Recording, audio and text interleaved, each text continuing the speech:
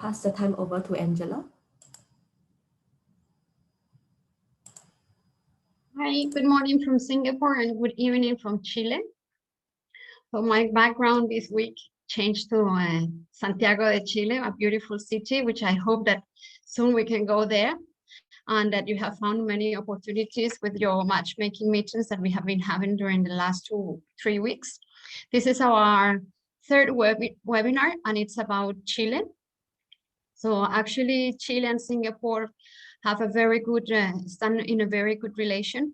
Lately, early last year, they signed the DIPA, which is the Digital Economic Partnership Agreement, in support to IT companies.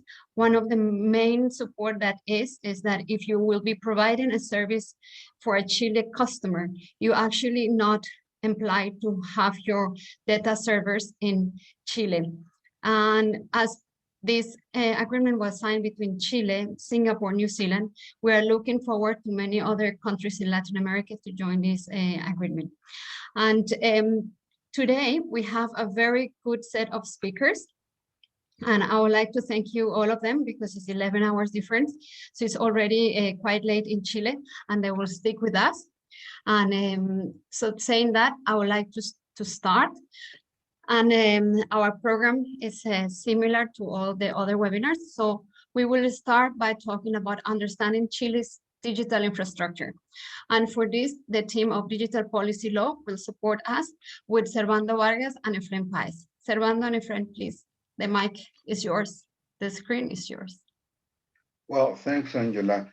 Efren, can you share the screen with us? Okay, we are going to talk about Chile. And well, for me, Chile is a very interesting country.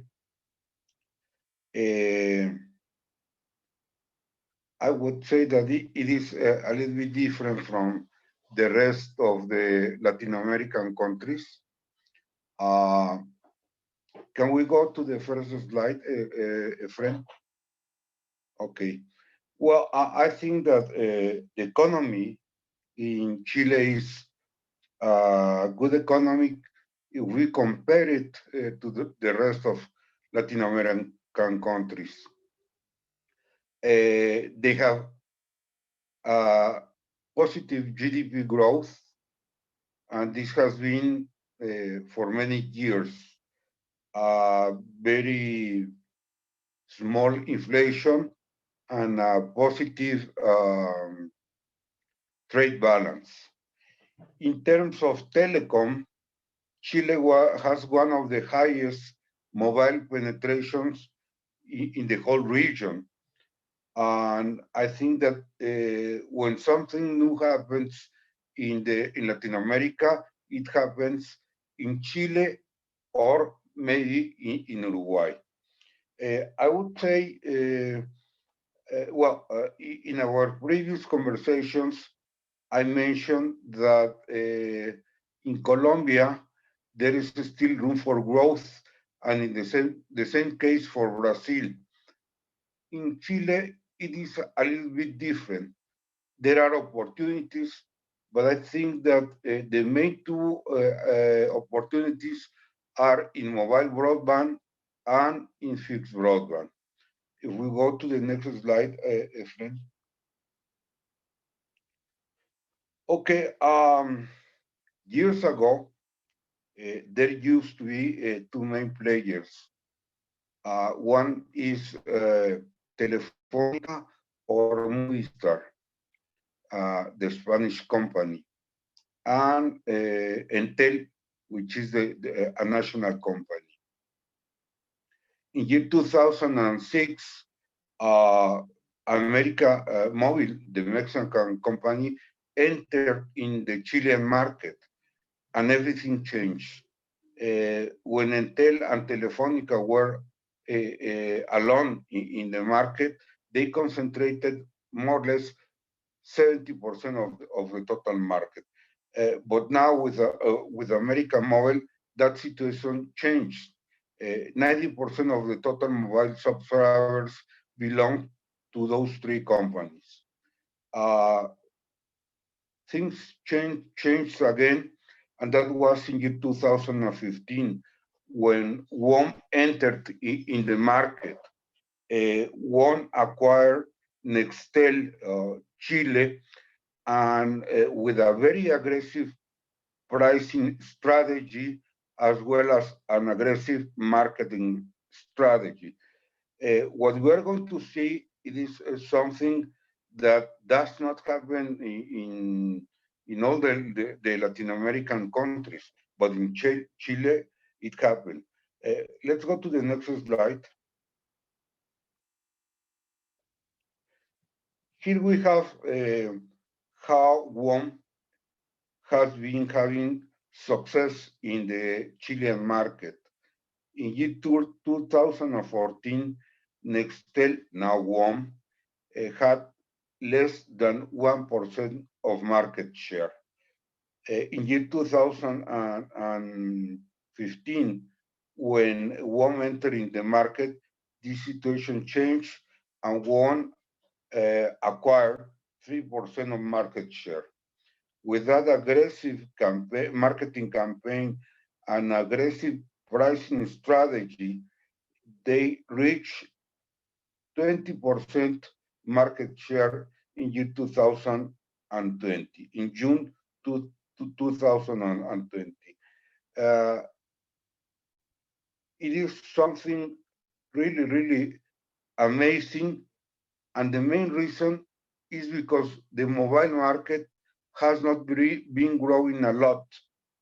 In fact, it has not been growing. So one has captured market share from Entel, Movistar, and Claro. Let's go to the next slide and we will see that.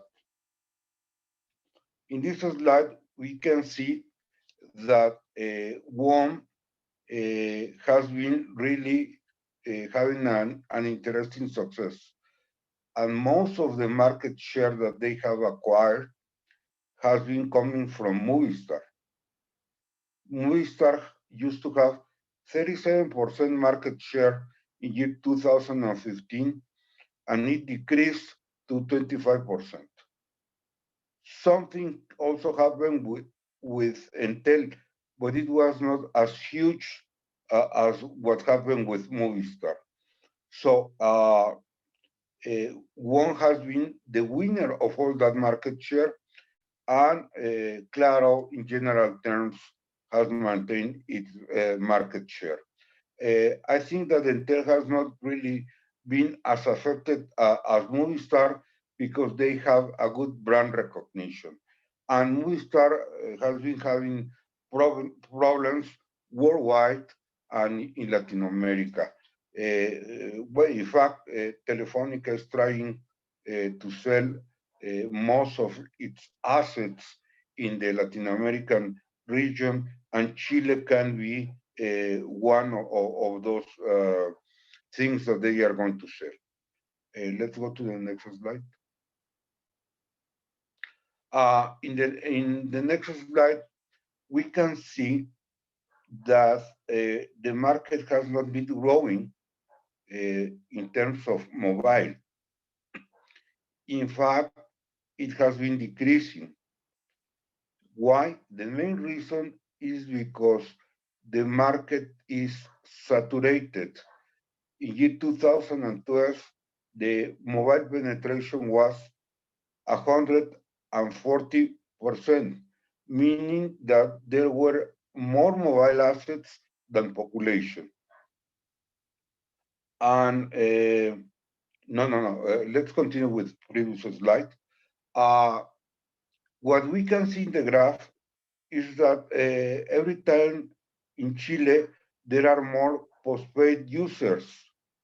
And the reason is that there is a price war in Chile. And why do we have that price war? Because the entrance of WOM. So in that sense, as prices are lower, users are preferring to have postpaid plans instead of prepaid plans. That's the reason why the market is moving from prepaid to postpaid. Now let's go to the next slide. Here in this slide, we can see that the penetration is not growing. The main reason, as I mentioned before, is because the market is saturated. And in that sense, I see some opportunities, but not in mobile telephony, in mobile broadband. I would say that the main triggers of investment in Chile are mobile broadband and fixed broadband. Let's go to the next slide.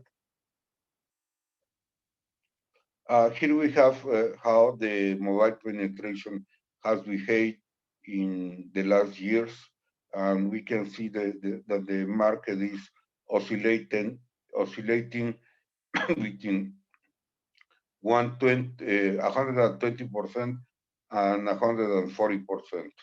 But in any case, 120% or 140% represents a market that it is saturated. Let's go to the next slide. All over the world, the situation or the trend is that the prices are decreasing. But I think that in Chile, this situation has been accelerated. And the main accelerator has been WOM, because it has introduced very aggressive prices, which means that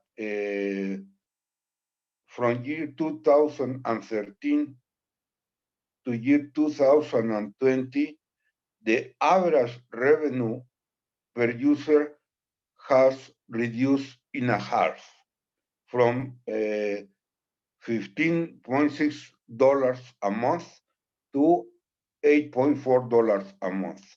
The situation or the thing which we have to mention here is that WOM introduced very, very small prices. And this situation is something, is a threat for the other players. Why? Because they have entered into the price war, and the margins have been compressed. So I have been trying to look for the financial information of WOM. I haven't found it. But in any case, it would be very, very interesting to see that if WOM has been successful in terms of margins, because otherwise its competitors have been affected, and even WOM has been affected. But in order to gain market share, I think that that is their strategy. Let's go to the next slide.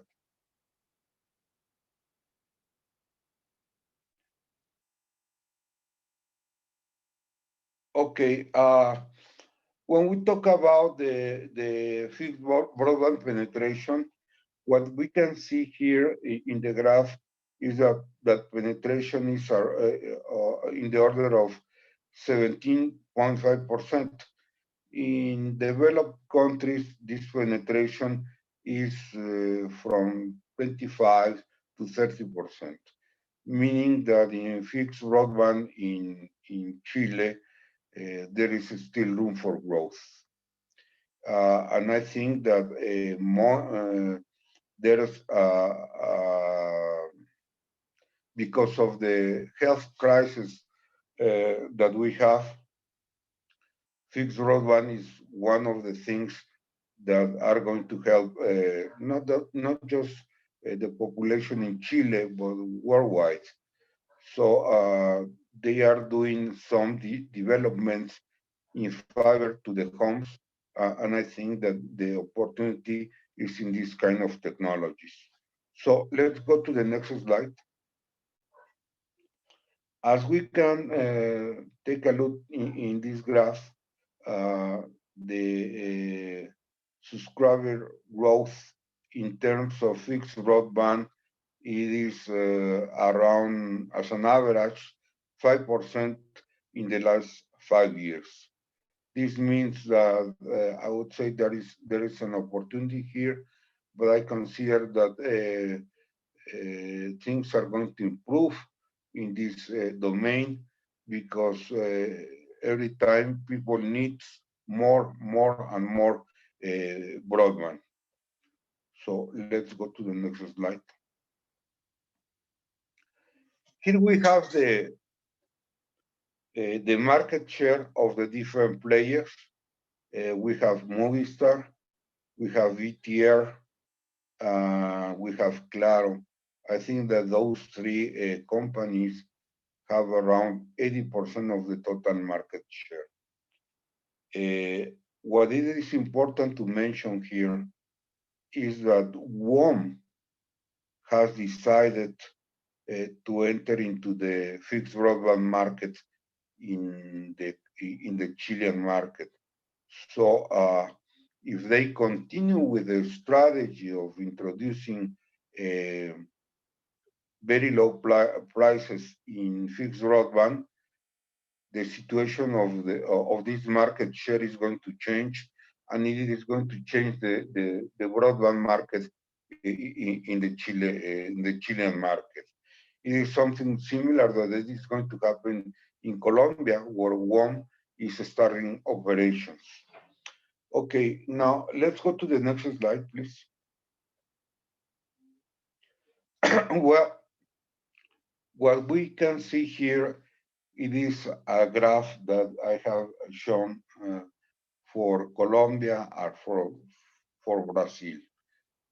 What we can see here is an analysis of Cisco, where the internet penetration is growing a lot. There are more devices per capita, which represents more speeds and, as a result, more traffic.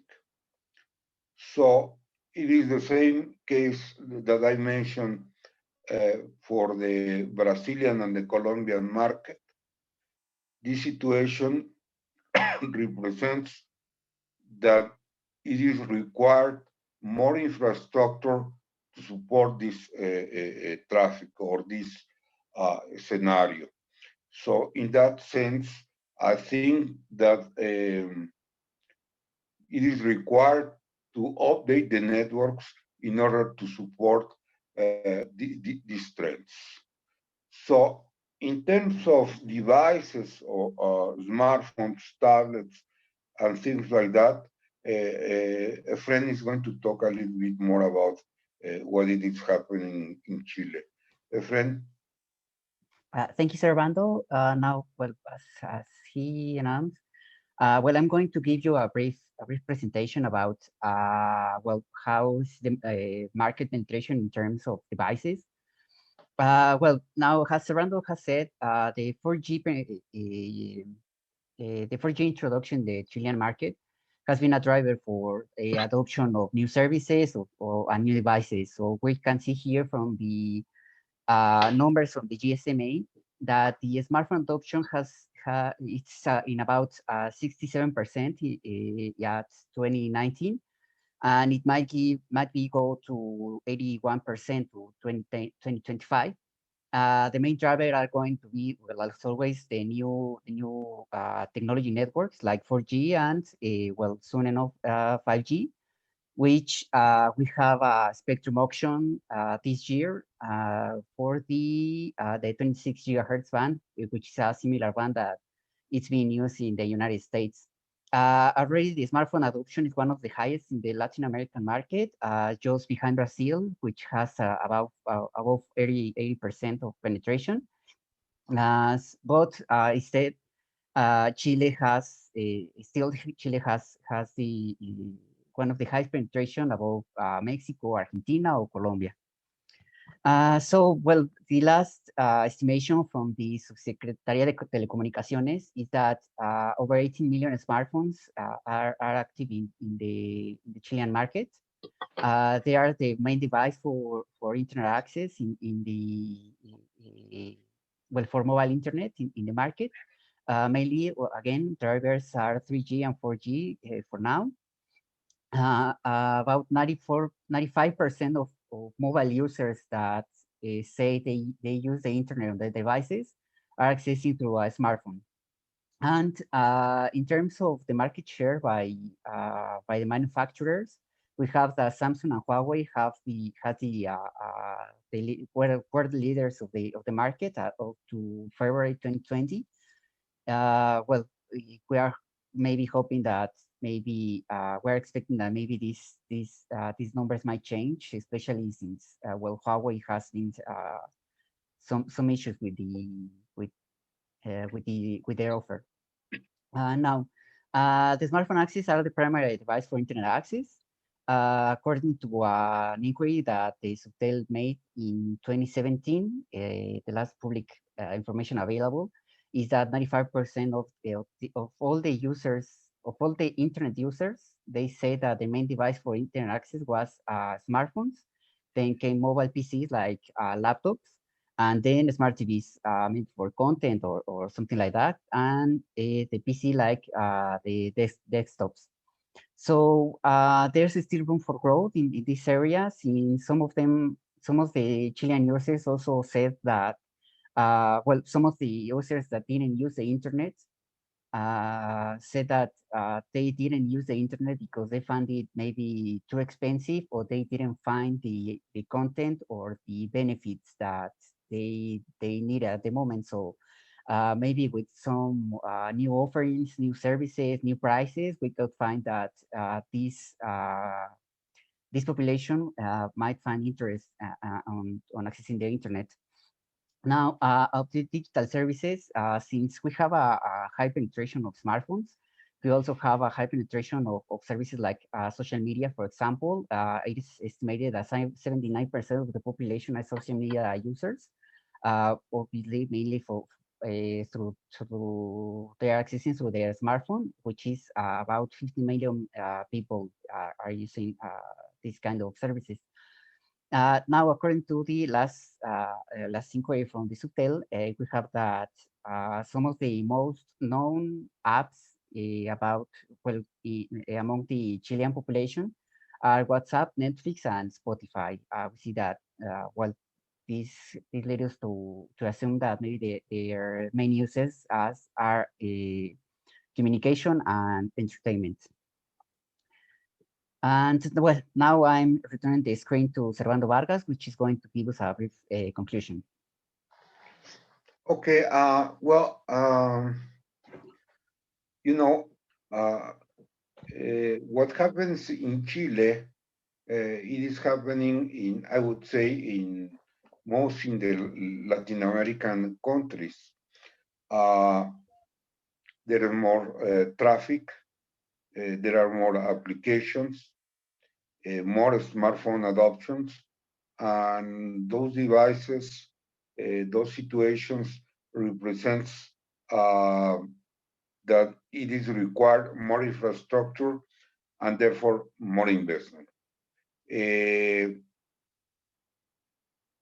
The networks have to be updated. You know, there's a continuous update of the networks because there are new features and the networks require to be more flexible. And one of the triggers is 5G. Chile will adopt 5G, and 5G requires much more investment than 5G technologies. The main reason is that a tower of 4G has a very high coverage, and when we deploy 5G, we use antennas, very small antennas with a very small coverage. So there are going to be too many 5G antennas to cover Chile. So in that sense, there's going to be a really an interesting investment in terms of 5G. And well, also, as I mentioned before, fixed broadband, there's still room for growth in that area. So operators are trying to introduce FTTX technologies, and that is going to be, I think, one of the opportunities of the Chilean market. Well, that's all. We know that we do not have too much time to present much more details, but in any case, if you have any question, let us know.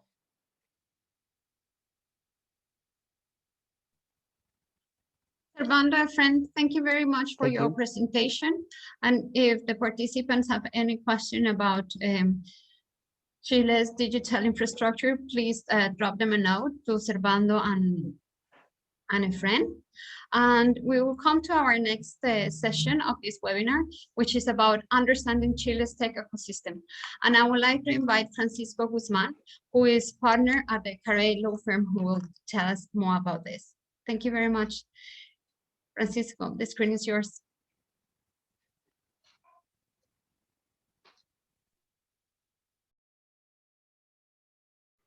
Thank you very much. It is a pleasure to be here. Let me share my screen. I'm not sure if, can you allow me as a co-host to share my screen? There you go. There, can you see it? Okay, Yes, good. we can see Yes, your we screen. can. Yes. Okay. So good morning, good night, depending on where you are in the world. It is my pleasure to speak a little about the Chile tech ecosystem. What I do is I am chairman of the Chilean Venture Capital Association. I am also a partner of Carey, a law firm in Chile. The way of addressing the Chilean tech ecosystem for me is more on the investor side. So what's going on the investment side in tech companies. So if you see here, let's start with the idea of Latin America. The data that we have in Latin America is kind of raw data. We don't have that much detail as we wanted. I would say that each country in Latin America is working on that. The data that we have so far is from 2019. But the good news is that 2019 was already a record year for venture investments. Even if you discount the investment by SoftBank, which is a huge VC fund that is investing in tech companies now, even if you take aside SoftBank, you have 2019 as a record year for venture capital investment. And that means a record year for investment in technological companies, okay? In amount of dollars, it was a record for Chile and Brazil, and regarding dollars and deals for the rest of the countries. That's the formal information that we have so far, but this is growing. So in 2020, we are aware that the numbers are even better. In informal conversations with our colleagues in Brazil, we just learned that 2020 was a record year for venture capital, and even there were more deals in venture capital than in private equity, both in amounts and in number of deals. Something similar is going on in Chile. Venture capital is growing exponentially, and so this go both ways. For the one hand, the investment in technological companies, and on the other hand, the startups and technological companies that are being incorporated and created and from Chile are expanding through the world. So this is a trend that a few years ago, we discussed that this is something new, it is a new trend. Now this is already here. We don't anticipate that this will change. This can only grow exponentially.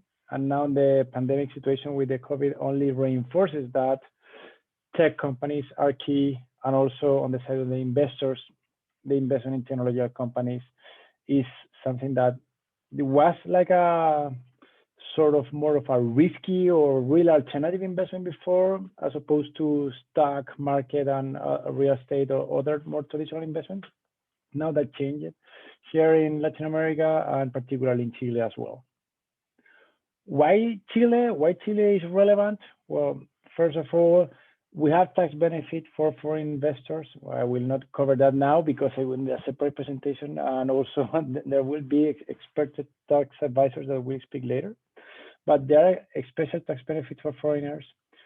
We are part of the Pacific Alliance, where you have a population of over 230 million people. You have the support of the government that provides soft credits to investors in technological companies. The government can give you even 4 times your equity, whatever equity you have to invest, the government can give you up to 4 times that amount of money as a credit. And also we have international standards of regulation.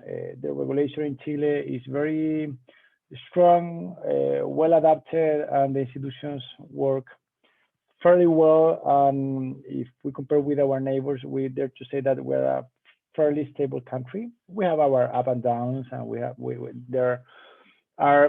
in the middle of our constitutional process. But even there, where there is a change in the constitution, it is going through the institutional channels. So there are many benefits of the country, and apparently the investors are seeing that, and that is just increasing. If we see a little what happens with tech companies specifically, we have that we have the highest number of startups per million of inhabitants in the region. So we have the highest number. If you compare the number of tech companies and inhabitants, we have the higher ratio. 8% of our tech of the companies here in Chile are tech startups. So despite our low population, 8% of the companies here are technological startups.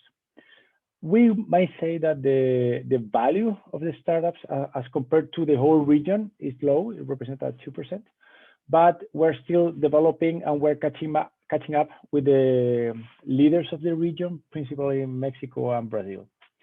We have some tech companies that are highly valued.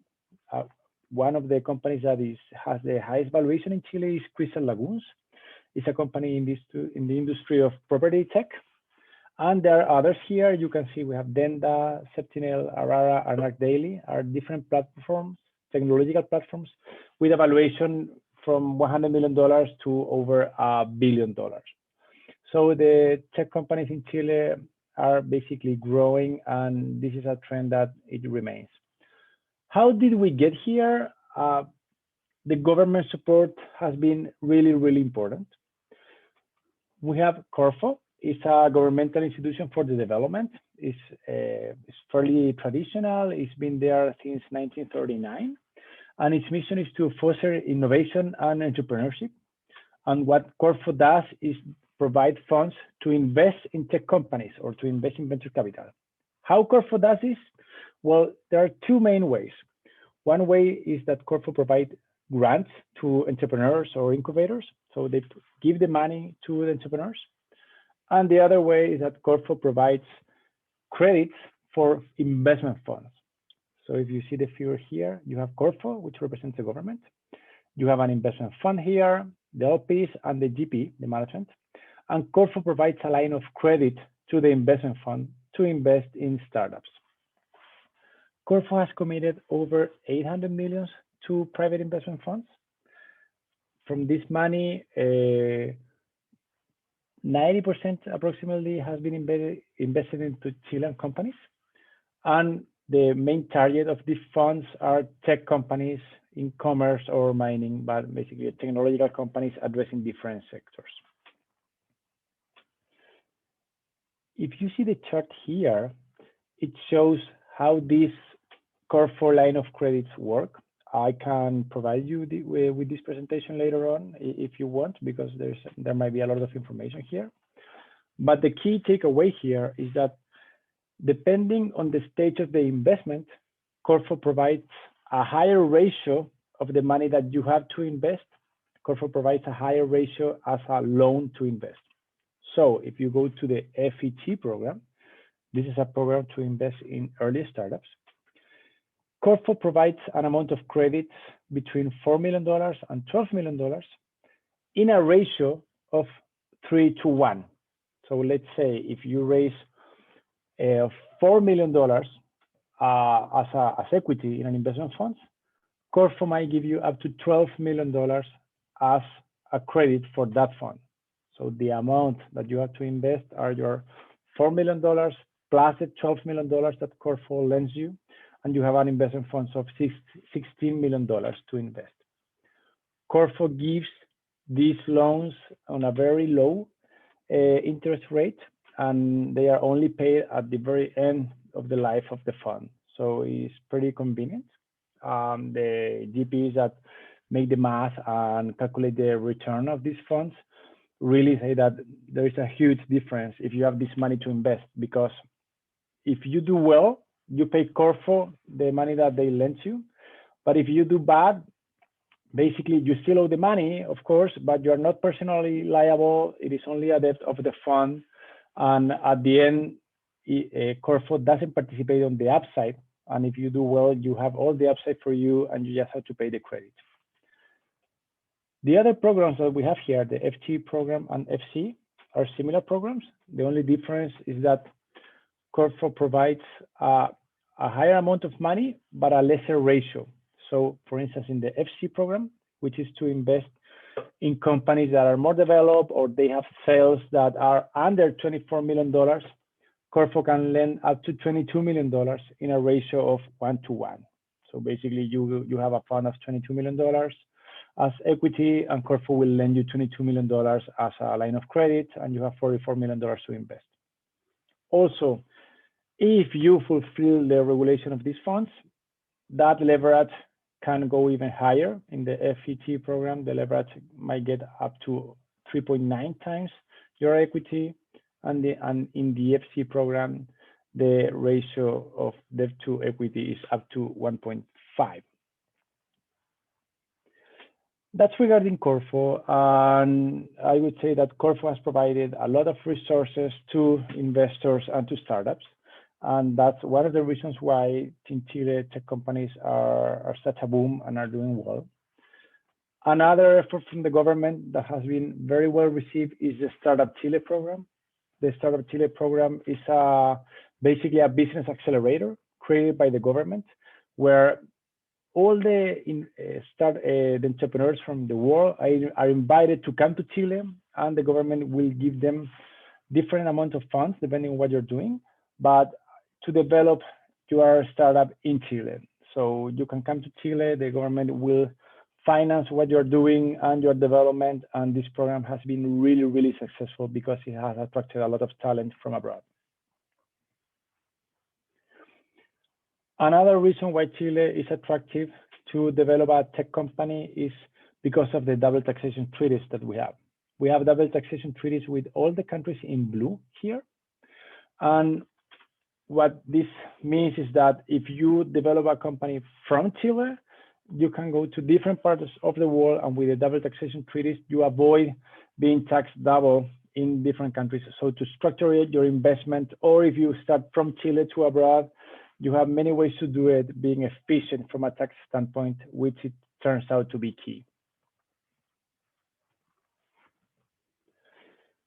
Another important effort that is coming from the government, and it is touching the relationship with private parties, are the technological hubs. There have been efforts from the government and universities to create a bridge between the technology that is being developed at the level of university or centers of research and the private sector. We had this dual path where the researchers, we are on the universities or excellence centers just doing research, and you had the private sector, and they didn't connect that well. Now there are different technology hubs, that's how they are called, supported by the government, financed by the government, and their whole mission is to connect the research or the academic world with the private sector. So these are fairly new. They are not more than 3 years old, all of them, and they have worked fairly well, and they are having a lot of traction. Finally, at the institutional level, all the things that I have been speaking and explaining have led that we have several venture capital investors looking to the technological sector, either local or from abroad. And this caused that it was natural to form an association of investors, and we formed the Chilean Venture Capital Association. That's the association that I represent now, and I am the chairman. And we started with just a few funds that were investing in this. Now we have funds, we have family offices, we have corporate ventures from large companies that realize that it is important for them to invest in technology. So the different efforts to invest in venture capital and technology companies are more centralized and more well organized. This helps also to attract more investors and to also to provide more startups to invest, to raise money, and to collaborate. And finally, this is an image that shows on the upper side, you can see some of the investors that we have in Chile on the VC side or technological investors. And below you have just some of the relevant companies that were created in Chile or founded by Chileans and now are succeeding abroad and with international operations. Thank you very much. I hope that you enjoyed the presentation.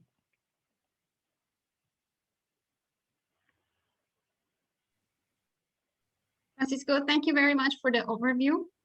I know Chile might not be the biggest country in Latin America compared to many others, but it's the most well-connected country in Latin America to the rest of the world, which helps a lot. And it still is 18 million people in population.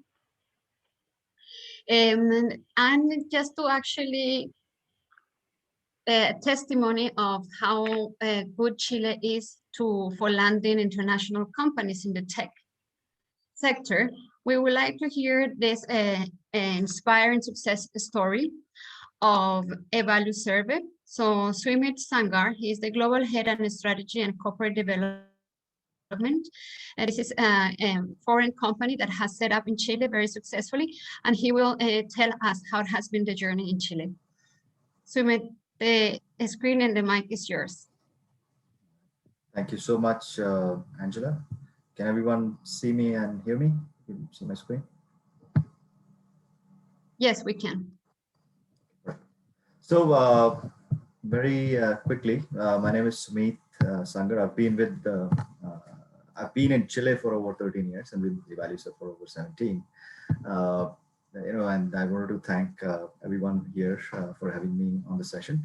It's always been, Chile has become my first home. It used to be my second home, but it's now become my first home because I came here thinking that I will stay here for 3-4 years, set up the firm, and then move back and have something else to do, so on and so forth. But I fell in love with Chile and decided to stay on. So it's been over 13 years. So what I'm going to cover today, everyone, is 3 main things. First, I'll give you a quick overview of what Evaluserve is. What do we do? Then we'll talk a little bit about Evaluserve in Chile. What sort of our operations are here.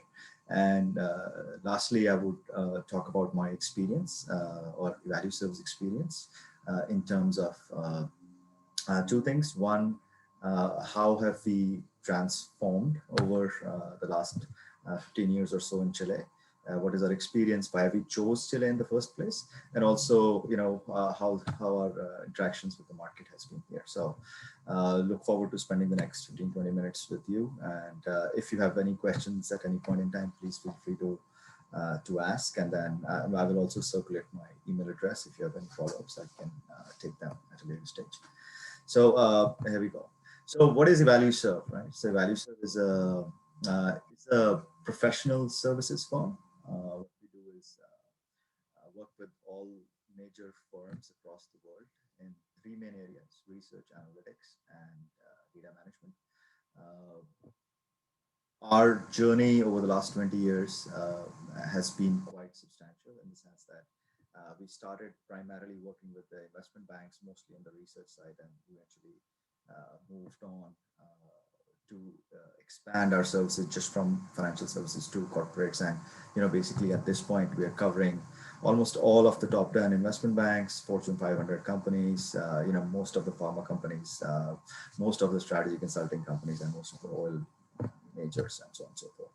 So what we do is we basically, come into an organization, kind of a service design consulting, as we call it. We will come in and look at different areas in an organization that needs improvement, and we'll find out, how do we improve those processes, at the same time improving time to market, improving cost efficiencies, and so on and so forth. So what ends up happening is we have a very unique approach in the sense that we have a lot of people with very strong capabilities in certain domains. At the same time, we have proprietary technology tools that we deploy at certain client installations, and they actually see a lot of productivity and efficiency gains as a result of it. So, I've already talked a little bit about our clients in terms of, just a brief, if you have to summarize whatever we do is basically we take the information to decision and beyond, right? So that we try to partner with our clients at all the stages of their life cycle. And using our proprietary methodologies and research tools, as well as our digital platforms, we basically transform their business. As we have seen over the last 12 months or so, especially COVID-19 has actually accelerated the trend of digital transformation, and we've been strategic partners for most of our clients during this time frame, and we actually grew in the last year versus most of our companies probably have seen a decline. So the primary reason is that we are more strategic to our clients than some of their own internal employees. So now moving forward, how is ValueServe organized? As you can see from the map, we are headquartered in Schaffhausen in Switzerland.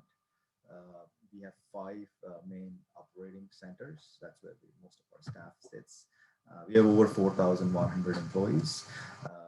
In India, Gurgaon is the most important sector for us, or the city for us. We have over 2,000 people there.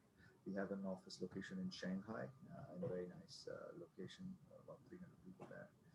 We have a location in Cluj-Napoca, which is in Romania. That is our operating center for Eastern and Western Europe. And then we have an office in the USA, and then Viña del Mar, which is our... Sorry, Sumit, can you try to adjust your audio? Okay. Because it's quite, you break off like intermittently. Yeah, it might. Let me know, till when did you guys hear me? Is it convenient to just remove your earpiece, then speak directly to the laptop? It is, but there might be some background noise. Let me see. Does that work? Yeah. Okay. I think this might be more stable. Okay, is this better? Yeah. Okay, perfect. So what I was saying is that we have 5 operating centers. That's where most of our staff sits, and we have 4 innovation centers where we develop products, digital products for our clients and for ValueServe. Those are 2 of them in India, in Bangalore and in Mumbai, and we also have one in Germany, in Rheinbach, and Amsterdam in Netherlands. Now, as I mentioned, we've been in existence for over 20 years, but we have transformed multiple times. I'm going to take a few seconds to describe our key services, like 4 main services, as I already said. Consulting is one of the most important ones, which is basically on the service design, especially around knowledge services, analytics across industry, not just, almost half of our business is concentrated on financial services, other half on corporates. So, analytics of all types and forms, whether it is risk analytics, whether it is marketing analytics, and so on and so forth. So we have kind of a broad range there. Also, involving technology, which is, whether it's AI or, machine learning and what have you, right? So we kind of cover the entire gamut of analytics, from basically prescriptive analytics to all the way to decision making. Knowledge services, which has been the bread and butter of our business, basically, working with different organizations, scale their information needs. So, either it's, pulling information and providing information, but also kind of putting it in a format that helps or putting in not just in a format, but kind of driving those insights that help decision making. And of course, digital platforms that we have developed over the last few years. This is the most important piece that I wanted to cover today, which is why did we choose Chile? I mean, I'll leave the slide here, but I'll talk more about it. In terms of our existence, we started in 2007, and I think Francisco covered this quite well about Corfo. So Corfo was instrumental in helping us over the last, of course at the beginning, but even after that, and I'll talk a little bit about that. We looked at essentially all of LATAM, right? Because we wanted an operating center which is close to the US time zone, because that's where most of our clients were sitting. So we wanted to have an operating center which kind of works in the same time zone roughly, and entire Latin America works like that, right? So we looked at Chile, Argentina, Colombia, Costa Rica, Mexico City, so on and so forth, right? So at the end, we decided on Chile for various reasons, and I'll list those out. Most important was, I think some of it, Sravanto also covered earlier, which is the tech and digital infrastructure that Chile possesses, right? So the most important one was, whether it is, what is the connectivity, both from a physical infrastructure and also technology infrastructure. And as we found in our research that Chile was, top of the league in Latin America when it came to infrastructure, whether it's physical or technology, despite the fact that, we have so many earthquakes or natural disasters, nothing actually, breaks. And we've had a great case study in 2010 when we had the big earthquake. There was hardly a machine that moved in our office, and it was, we were running as business as usual next day. So it was pretty, impressive from that perspective. Second, the ability to hire and retain talent, right? I think retain talent is probably more evaluative, and ability to hire is Chile, because when we set up in Valparaiso, and that was largely because of Corfo, they kind of helped us out in the beginning with their technology and innovation center there. What we realized is that Chile is hub to a lot of good universities, right? Whether it is on the technical universities on engineering, or also more on the commercial side, which is more on the financial knowledge that something that we required. So there's a big inflow of talented people in Chile, and more importantly, again, with Invest Chile, we got this benefit over the last few years, which is called Visa Tech, where we are able to hire people from outside into Chile, right, with specific technical backgrounds. So that is a great benefit, where if there is certain industry or a certain line of work where you cannot find people locally in Chile, you have the ability to get people from outside, right? There are certain rules and regulations around that, which are very easy to kind of navigate through, and Corfo and Invest Chile does a very good job in helping us manage through those. And then lastly, around ability to hire and retain talent. Again, what is not to like in Chile, right? I mean, you can go from snow to the beach in 2 hours, right? It's unbelievable. So the quality of life that Chile offers, it is also attractive for people from outside when they come in. And I've been a great testament to that. I came for 3 years. It's been 13 years and counting. And then I think the next more important point is about ease of doing business, right? I think what we found in our research was, compared to some of the other countries in LATAM, the ease of doing business is pretty high in Chile. There are very organized ways to work here, right? So one of the, I won't name the country, but one of the research we were interviewing different law firms to see, how do we set up a firm, and we interviewed 4 lawyers, and all came back with different answers in terms of the process. Whereas in Chile we got the same answers. It was pretty interesting from that perspective. The next part was stability, because the work that we do for our clients is quite critical. So we wanted, the stability both from political and economic perspective, and Chile provides that, barring the 2019 social unrest. There has been nothing that can move Chile's image. Probably the highest rated country in Latin America, next to Uruguay, perhaps. But that was an important part. And lastly, as I already said, the real-time coverage to Americas is a big boost. That helps increase productivity gains both for us and for the client. And the connectivity to the world is also quite high, because Santiago is kind of the hub that connects to most of the Latin American countries, which is very important.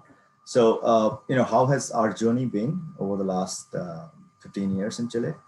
We started with pretty much a few employees, but right now we have over 550 employees. We're serving almost 50 clients out of our office across the world.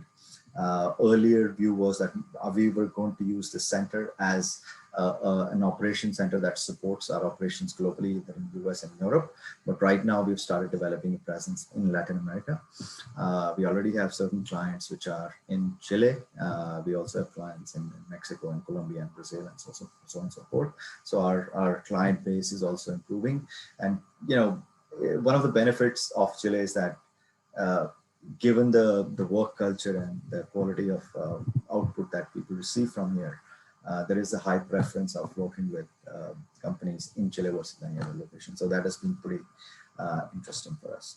So I'm going to pause here and ask if there are any further questions, any questions that anyone has for me at this point.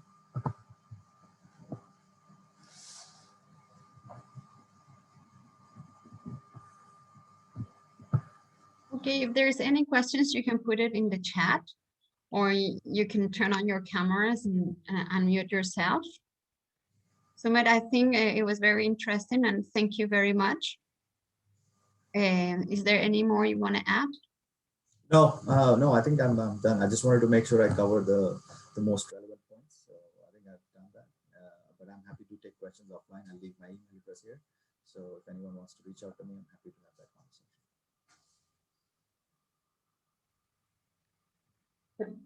Thank you. Well, any questions? Well, since it's getting late in Chile, we will continue, and please write your questions in the chat. I think it was a very interesting case of your company. And we will continue with a guide of soft landing to Chile. I'm sure when your company entered Chile, they had a lot of support from Invest Chile. And then in this occasion, I would like to invite Vicente Pinto. Vicente represents Invest Chile in Asia. He's actually based in Japan. Vicente, welcome. Okay, thank you, Angela.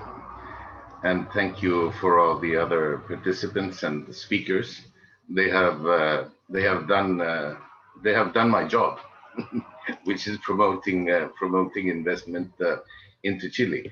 But I wouldn't like to just repeat the things, but I would thank Servando and Francisco and Sumit for their presentation. Well, I don't know if it's worth to talk about this, but yeah, basically we are a sound economy, and it has more or less been said. So in terms of several aspects, you can see them there, but basically it's already said. But what we think it's the most important matter is that we are trying and developing some kind of a Latin American hub. And in that case, we have talked with Angela that it's even though it's a small country, and but we think that we are enough connected with FTAs around the world. And Francisco showed a very interesting map. I will ask him the right to copy it. We have a lot of free trade agreements around for 88% of the global GDP countries, and of course we have logistics and several agreements of double taxation, which certainly can facilitate all the investment in, and this has been recognized worldwide by different kind of institutions that makes us really competitive and very we would say attractive. Yeah, I have to say it, but it's what we are now. And for investment, surely the sovereign risk is quite interesting, and all the big credit rating agencies have recognized it, and we still have these. But basically, in tech matters, we have these double condition. We are really early adopters of technology, and we have recognized as one of the main countries in terms of connectivity indexes last years and some years before. And there's also in case of data centers and energy requirements, we are also providing green energy for many of these centers, which has been very attractive for some countries which are really committed for climate change matters and greening their operations. And also trying to focus a little bit on the sector. We are growing in terms of internet access, and I think Servando and Efren showed about that with more details, and so I would not deep that area. Also in the banking system, which is very relevant in many of the companies that could be related to tech matters, to fintech matters. I'm sorry, but something happens with the presentation. We have a very strong banking.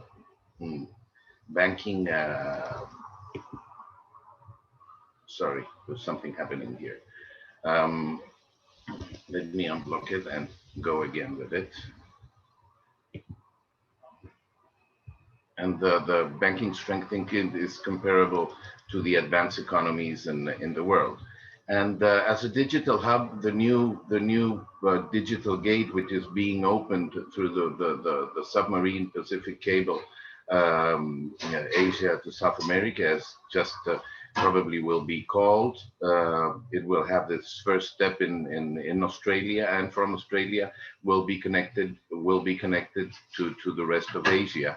And certainly Singapore and Japan and also China, of course, have been very interested in what this traffic could mean in terms of speed and all the development of data transfer from South America with to the rest of Asia, to Asia and the rest of Asia. And this will have some kind of a special investment condition with some equities that will be somehow governed by the Chilean company, the Desarrollo País, which is an investment fund for infrastructure, together with some other Brazilian companies and Argentine companies, and of course private companies that will be investing in this cable, which is probably will be called next year. We are still ending some studies. The route is defined, and there's some some information for operators in terms of intention of traffic that could be deployed in the near future. And we also are working on our national digital infrastructure in terms of optic fiber, and there's some very interesting Austral undersea fiber, with Fibra Óptica Austral, which is one recently deployed cable that connects the southern part of Chile in Puerto Montt up to the lowest part of South America, and very closely connected to Antarctica, and it's the next step. And 5G infrastructure has been called and deployed with very strong investment, as Servando indicated, and this will force somehow companies to colonize some dark areas that are still present in our rural sectors, because they will be forced, not forced, but included in the call is to continue developing new areas for coverage. There are lots of multinational companies that have chosen Chile to use it as a hub for exporting IT services. We have special conditions also for IT services in terms of they're excluded from VAT and some other things that I'm sure Francisco surely knows better than me through Keri or through ACBC what they are doing. Software development, IT consulting, business intelligence, AI, data centers, etc. Surely have their position in Chile. Why again? Because Chile has faced since maybe 30 or more years a very strong investment regime where there is equal treatment between foreign companies and local national companies. They're exactly the same legislations and the same obligations and rights. If you are 100% foreign company or if you're 100% Chilean company, there's no difference in terms of treatment. Some specialty benefits can be considered are considered for foreign investors, but mainly there's an equal treatment for companies. Free flow, that means free flow of capitals, and Chile is a private sector country, so the pro-business environment is something that we have been developing always, and I don't know how many years, but that's our condition. So the tax structure is relatively simple, and it's being eased up slowly and with some improvements. Usually, that's what we are doing, and well, this government and the others, former governments, are really committed to boost investment, because surely foreign direct investment is a key factor for our growth. And well, some practical aspects, I think that these are basically touched by all the companies, all the previous presentations. But let me go down. Sorry if it's in Spanish, but it's just a chart. I would know that there's a traditional method for creating a new companies and starting activities. This normally shouldn't take more than a couple weeks or maybe a month. And if you need some special premises and some special indications, it takes a little bit longer. But anyway, there's a short track, a fast track to create a company. Between the moment you decide to create it, you have several choices of what are the legal ways of having this company. If it's a limited responsibility, if it's a stock company, they have slight differences in terms of the regulations, but surely Keri or other law firms can surely guide you through these procedures. Now, we are a very open country, so visas are quite simple to do, and especially if you're having this condition as a foreign investor, they have some indications and some precise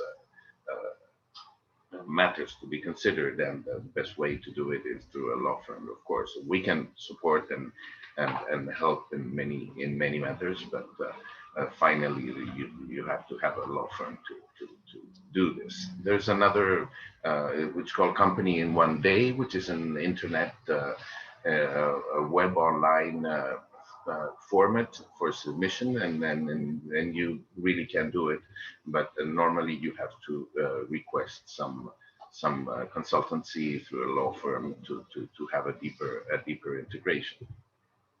In labor aspects, the labor contract is quite simple to be done. There are several kinds of contracts.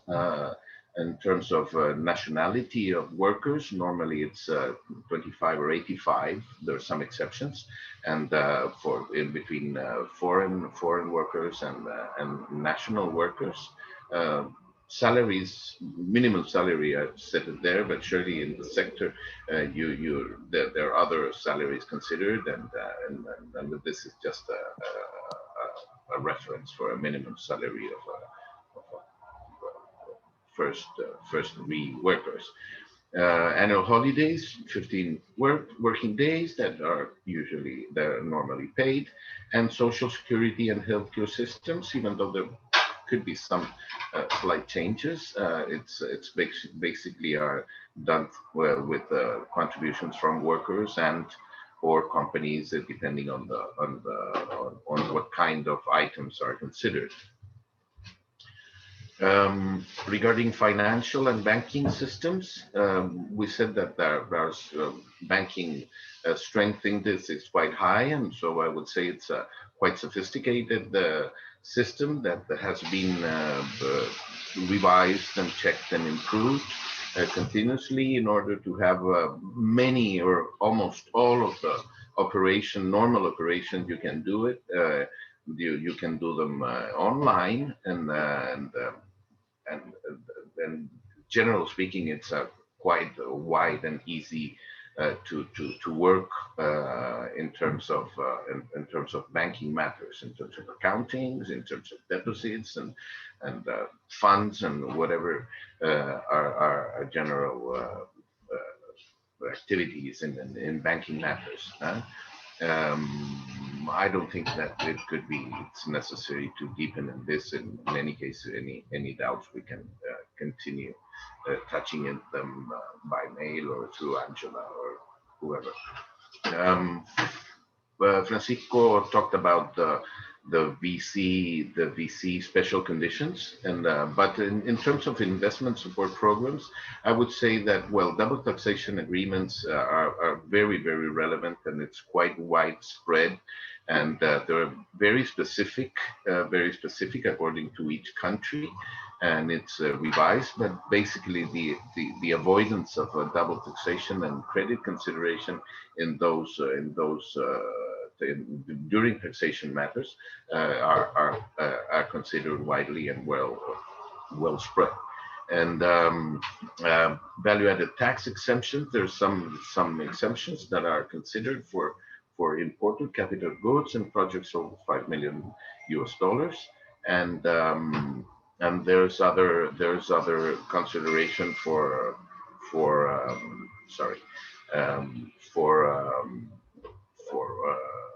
capacity building, where 1% of your annual payroll is considered as a potential subsidy in terms of participating in some programs, which is Sensei's, the national capacity building institution. It's a government institution that more or less regulates and controls where these capacity buildings are to be considered as a subsidy.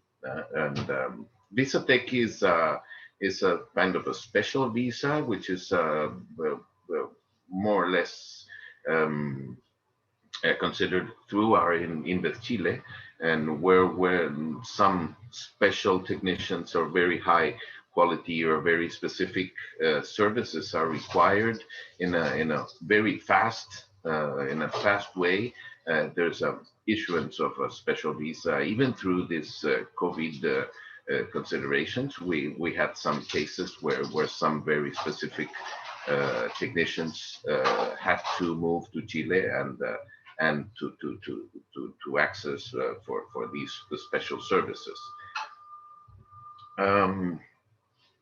Research and development and innovation law considered in projects where RD centers or RD branches of some companies have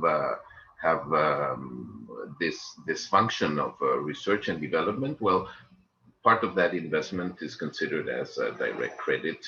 Of course, it must be on approval. It must be somehow justified, etc. And there are other kind of instruments for research and development, like special calls for excellence centers, etc., that usually have some kind of strategic programs that are considered as benefits. Corfo is our national development agency. It's some kind of the big bank. It's under the Ministry of Economy, same like us, and it's basically considered in some pro-investment and some special benefits where strategic programs are done. Sometimes this is argued by other sectors when what we talk about equal treatment. Well, if there's some special treatment, usually other sectors would like to have it, but in these cases are basically for some strategic capital programs like the programs that Francisco showed you on venture capitals. There are other supports and incentives, but maybe it's the last years that it will be available until 2025. There are some extreme zones up in the north and down south, and some special areas are considered as they have some special conditions for incentives in terms of investments or labor costs they can be considered for tax incentives. Most relevant taxation, I think there are very specific matters that any law firm can indicate it, but corporate tax is 27% in Chile. All these tax credit recognitions through double taxation agreements are fully integrated. The maximum taxation transfer is 35% for capital transfer to origin countries. And of course, the corporate taxes, if they're paid in Chile, they are considered as part of the credit. Value-added tax is 19%, although normally export services are exempted. This has been discussed, and in some cases, depending on the trade agreements, they are considered or not with preferential rates. About us, we are in the Chile is a promotion agency. We have our office here based in Tokyo, which I'm heading. We were really gratefully surprised and that we were considered the best investment agency in South America during 2019. And I haven't seen the 2020 report yet, but basically we are a multicultural agency. There are 8 nationalities in the agency: South Africans, Chinese, and Italians, and work in and there we are part of the ministers committee, where the main 5 to 6 ministers are related to foreign investment are there, and we are part of that. We are members of that ministers committees, and of course also member of the public and private council. And what we do is basically try to identify, contact, and attract with strategic assessment and comparative analysis, of course, free of charge for all the companies in this in initial pre-investment state, where we try to some specialized advice with sector analysis and supporting for location and etc. And once there, of course, we try to help on the meeting agendas and field visits until the installation process is fully done. And then, of course, we try to support all companies in order to stay and reinvest and to really keep these conditions and closing the gaps that we could somehow promote on those areas. Our goals are that we are a young agency. It started in 2016 only, and we are moving very fast in order to set as much projects as we are capable to do. Even though the leads that have been using Invest Chile services are growing and growing faster, and we are now around 40 or 400 or more projects that we have supported with several BUSD. We invite you to visit our webpage. It's been continuously renewed and all. Then we have brochures and investors guide, where it's a complete guide how to set up your business operations in Chile and steps for landing and well, general matters that always have a fine tune to be done personally and or through some our executives that are more or less directed to different sectors, and of course they're two very highly prepared and talented executives for IT matters and global services and these kind of services.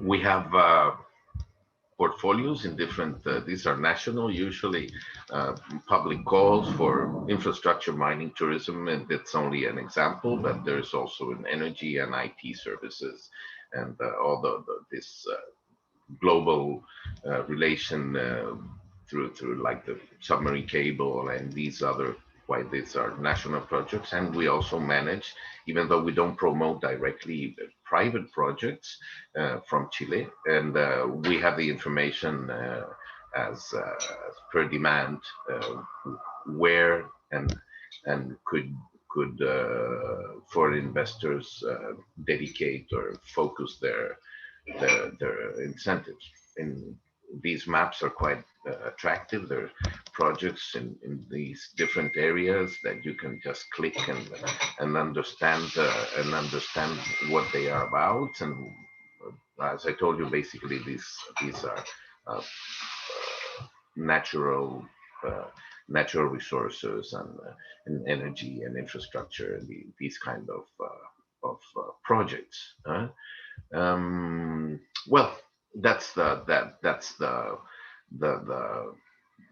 web page. You can really pinch there and have what we were talking about, and of course absolutely open. And I hope I can fly again to Singapore, which I think we did maybe 2 years ago, and it was the last time that we did it, and I hope it will be soon.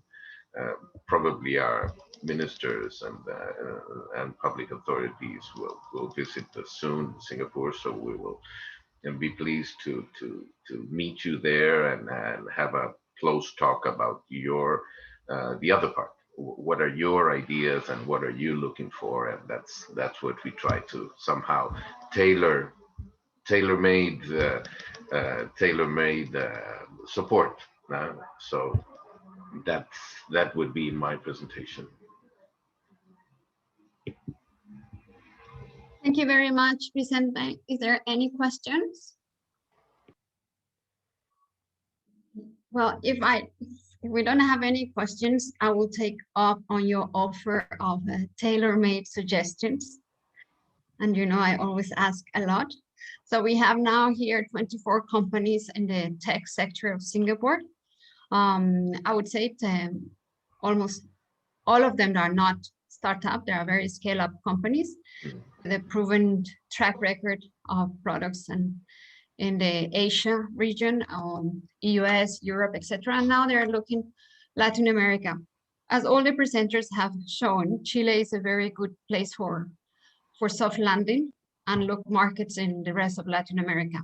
And we all know that Chile has actually more than 15, there are about like 18 multilatinas. Thus Invest Chile has a close network with these multilatinas that can connect, you can connect together the private sector. Well, and I would like, yeah, sorry. No, just by those companies, I'll refer to, for example, the AgroSuper, the Carosis, Encosud, Falabella, Sonda, etc. More a little bit like the Chile Inc. Yes, certainly. As I told you, the best way is to have this really tailor-made ideas. We have a close relation with all the sectors. There are specialized executives in each area of those areas, and we strongly work with most of the Chilean companies as per demand. So we are basically trying to link and facilitate all the requirements that foreign companies could have regarding setting their business in Chile. Thank you, Vicente. I will follow up on your offer. I'll send you more information of each of the companies. We're already in conversation with Falabella, Grupo Securities, Sonda, and many others. But we would like to open a larger network in Chile for these companies. Thank you. Any other question? Well, I'm worried about our last speakers, which is on the legal and tax side, because it's now becoming very late in Chile. So I'll give the word to Guillermo Carey. He's a partner in Carey Law Firm, and he will tell us more about the Chile's legal landscape for tech companies. I know a lot has been already shared, so that probably helps you a little bit. And please let us know what you want to share with us. Sure. Thank you very much, Angela. I'm not sure if you're seeing my presentation. Can you see my presentation? Yes. Okay. Well, first of all, I want to thank you and the RISC organization for inviting me. I have Singapore close to my heart. I've been there a number of times and would love to make your acquaintance, especially receiving you here. Second, Invest Chile is a great resource. I recommend that when you're coming here or want to get more thorough information, use those products. They're completely up to date and they're excellent, have an excellent team and excellent resources. The good thing of being one of the last to speak is that the prior speakers cover most of or many things that I was going to tell about Chile. So basically, when you're a tech company and looking to go to Latin America, what are you looking? And probably you need a good springboard to be able to have a soft landing where you might have certain institutions that are going to work. It's a safe environment, good infrastructure, and I think Chile has a number of those requirements. Many of these things have been already said. So for the sake of the time and for the other speakers, I will just go a little fast on this. We have three independent powers, a very formal environment where the rule of law applies. We have solid institutions.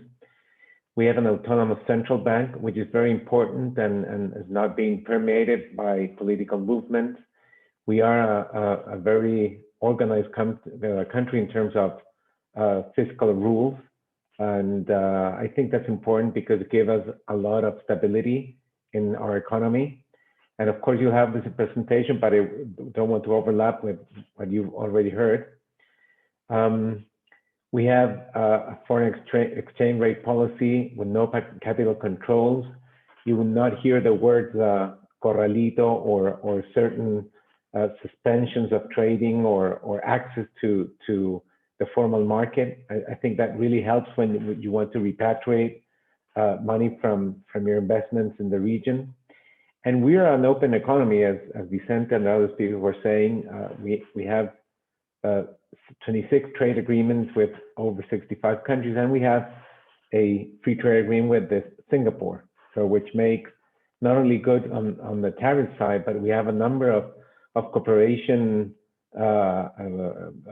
agreements that definitely is helping not only on the tariff side, but in environmental technology and exchange of technology. So I think those are things that's important to consider. I think Vicente already covered many of the main aspects of the foreign investment. So I'll try to pass this a little faster. And as you might see, our economy is somehow solid. It's been solid in the region. We have a GDP of around $25,000 per capita, which is somehow high for a region. And of course, last year has been a tough one, like everyone else. We suffered with a pandemic and some specific local issues, and so we've been hit. But the economy is coming back, and you can see the effect of inflation in that. Well, many of the things you can review it later, and probably you've already seen it on the other speakers. Also, China has become, in the recent years, our main trading partner for import and export. This means that the connection with Asia is very important. This shows that the Chilean peso is getting stronger. So it's a sign, a good sign about our economy and what's going on, especially on the price of our commodities. So if you ask me, we have a solid and very competitive country to do business. So when you're looking to do business as a tech company in the region, you need rule of law, you need no discrimination, and you need good infrastructure that could be an environment and a platform, a springboard for the rest of the region. In our legal system, we are more close to the European system and civil law. Our constitution rules everything, and then international treaties come. And that's important because international treaty has a superior sovereignty than local law. And that gives you a certain degree of protection when you investing in a country. There are a number of fundamental principles in a constitution, and I think these are principles that will stay. I will talk a little about the constitutional process that we're initiating, but freedom and autonomy, private property, non-discrimination, and good faith are very important, embedded in our legal system. In foreign investment, I think Vicente already covered this. The important thing is that there's a lot of regulations that are tailored to promote free trade, to promote foreign investment in the country, and with a very important institution. It'll be very, very strange or a situation where you might not be able to repatriate funds or because they're a very strong institution embedded in our law for these purposes. And okay, so you first want to invest in LATAM. I think Chile is a great place and has a lot of mechanisms to become your springboard for the region. So let's go and with a few tips of what you should be looking and how you could incorporate yourself.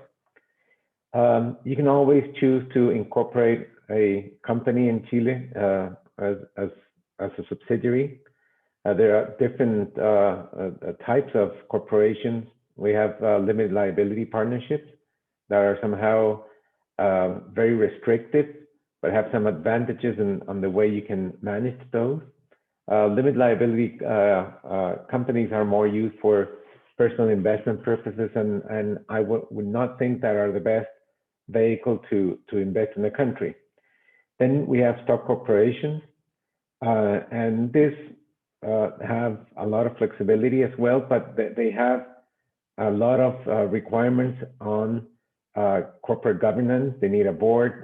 They have certain restrictions. They could be open or publicly tradable or closed, depending on a number of requirements. But these are, when we were talking about the multi-Latinos, they're normally organized as stock corporations. But there's a third type of vehicle. It's called the SPAs, which are corporations based on stocks and gets the best thing of both worlds. I mean, the flexibility of a LLC and also flexibility in terms of stocks and ownership of a stock corporation. And you can even have it with only one partner. You have a lot of flexibility in the way that is structured, and you have preferred shares. I mean, there are a number of advantages in this type of vehicles, and then you go through the tax aspects, but we normally recommend, if you want to do something corporate, use this SPAs, which is like a foster child of the LLCs and the stock corporations. They're very simple. They don't have a lot of maintenance. And if you want to incorporate a company, we normally recommend the SPAs. Now, why would you need to incorporate a company? in Chile as opposed to going with a licensing, distribution, sales reps, or other joint ventures or other type of agreements. And basically, the reason would be if you want to wholly own your business and you're going to invest some money and you have some technology brought or labor force or commercial people, it might make sense. From a regulatory standpoint, it might make sense also if you start a telecom business to apply for concessions, you might need a local entity. If you're a pharma entity and you want to hold the regulatory registrations, it might be necessary or more appropriate to have a vehicle. Also, if you want to become a press agency or do some content, there's some restrictions that you might want to incorporate yourself in Chile. There are ways around this, but normally there are not many regulatory burdens for you to have to incorporate a company in Chile. So there's a lot of flexibility here as well. Now, in terms of, okay, you don't want to get into the hassle of a corporation and have a company, and you want to find local partners, as Angela was saying, with a Multilatina or some other local vendors here. We have a lot of foreign investors and companies in Chile, but also there are a lot of local entities that have that are working and have a very strong presence in the country. A lot of startups as well, and so forth. So licensing, distribution, and sale reps are available. Something very important when you consider this type of solutions is that these agreements are ruled by general principles or general rules in Chile. You don't have specific statutes for distribution and licensing agreements. So there's some countries that you would find regulations that protect distributors or licensees, which is not the case in Chile. So the contract would supersede or would rule the relations unless it contradicts public policy. There are very few things that could go against public policy and licensing distribution agreements. There's some antitrust considerations, especially, for example, if you're negotiating exclusivity, and that exclusivity could have an impact on the market. Those type of rulings are seen from I would say in a case-by-case basis or rule of reason basis. But there's some considerations on creating an artificial restriction in the market. So exclusivity provisions should be seen with a little more caution. I would say post-termination exclusivity or non-compete provisions could be troublesome to enforce. There should always be a proportionality between what you're giving to your counterpart to justify a long non-compete provision after the existence of the agreement. However, our antitrust authorities don't like to see this type of restrictions for more than 2, maybe 3 years after the termination of the agreement. So that would be something that would go against a public policy based on antitrust issues. Other things that our system doesn't like very much is that the contracts are a law for the parties. So unilateral termination for breach provisions do not go well with our jurisprudence and courts, especially when you're terminating based on breach, because if the agreement becomes law between the parties and the unilateral termination might be problematic if contested. So that's something that we always advise our clients that instead of putting a very long list of terminations for breach, try to make the agreements, with renewable, short renewable periods, or try to negotiate easy way outs if necessary. Having said that, all these agreements are basically a rule of, the agreements between the parties prevail, and there are no complicated statutes protecting your distributor. So if you appoint one, you will not be marrying him or she for the future. Another interesting aspect here is data protection. Chile still has a data protection law from the late 90s. So we're still talking about the written authorization by the subject data, and we don't have a data protection authority.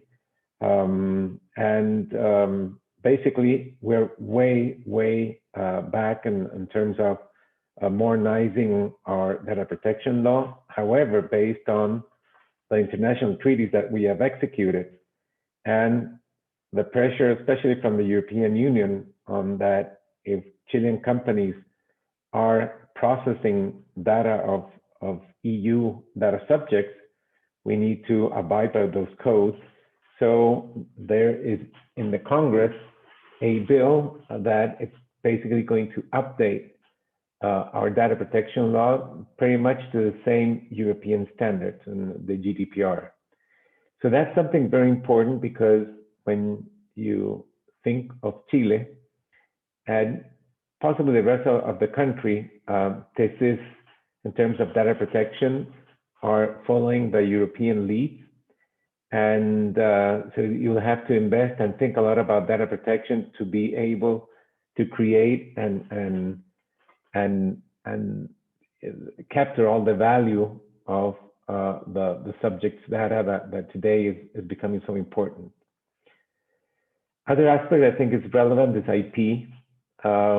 Just before we signed the agreement with Singapore, actually the first free trade agreement between the United States and a foreign entity, I think, was Singapore, and the next one, it was Chile.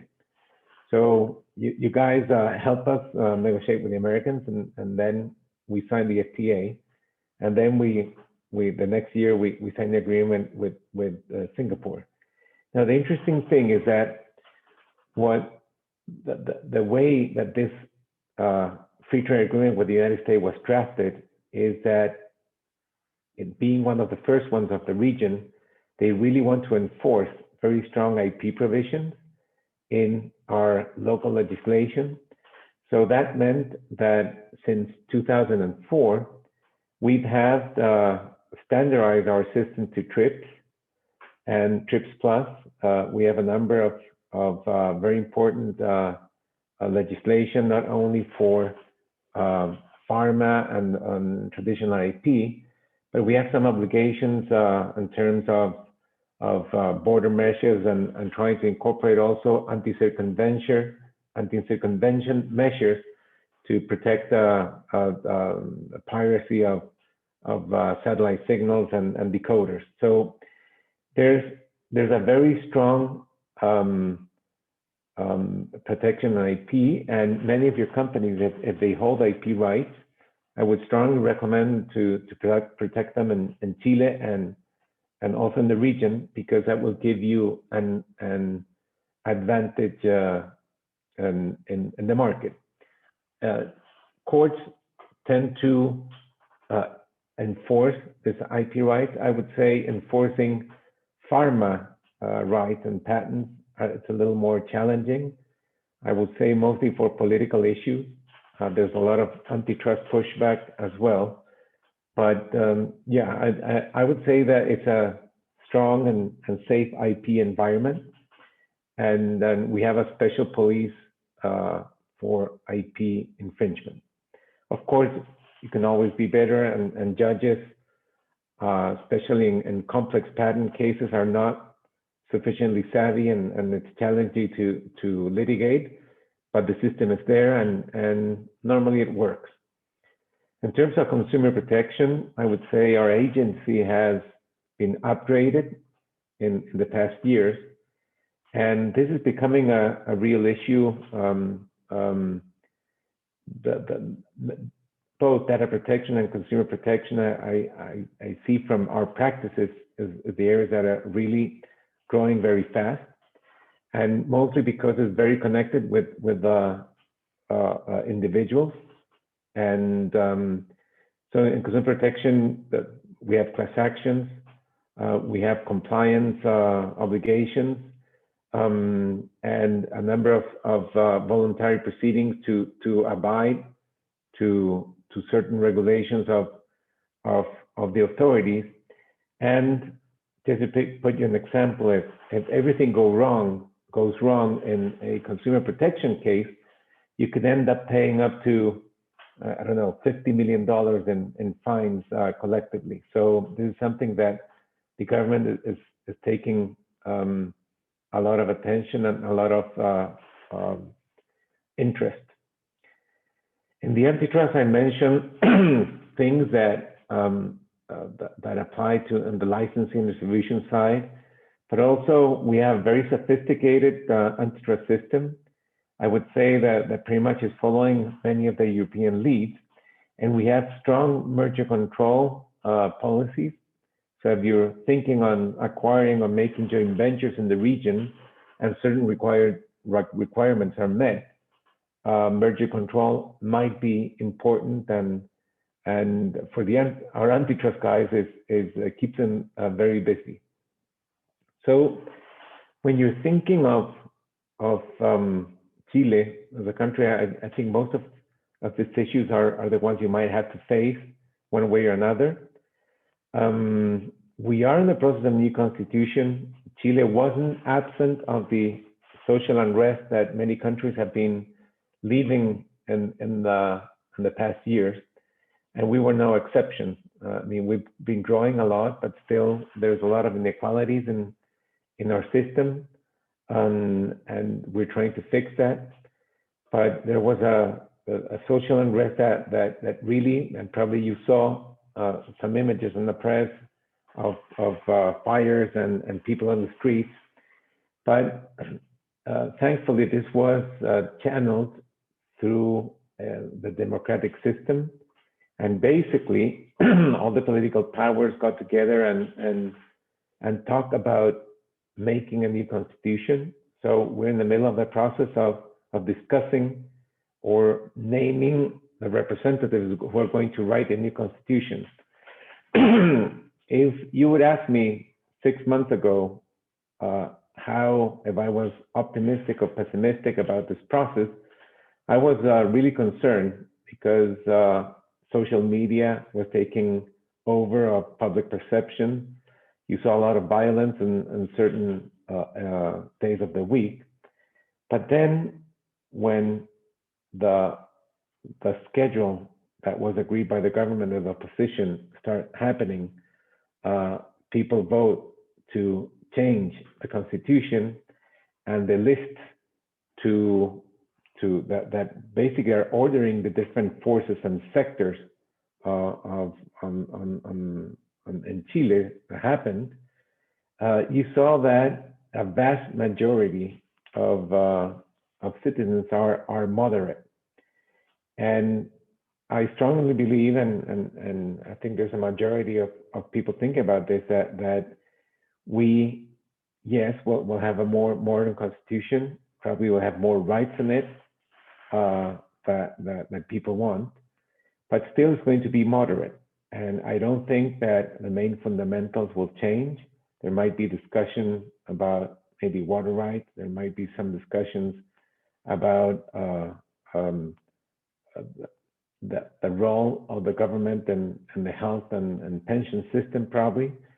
But the fundamentals, and especially the need for new technology and not relying only on natural products as opposed to bringing intelligence to a country, I think that is extremely horizontal and transversal in all the political powers. So I think I'm optimistic about this new constitution and process that we're facing.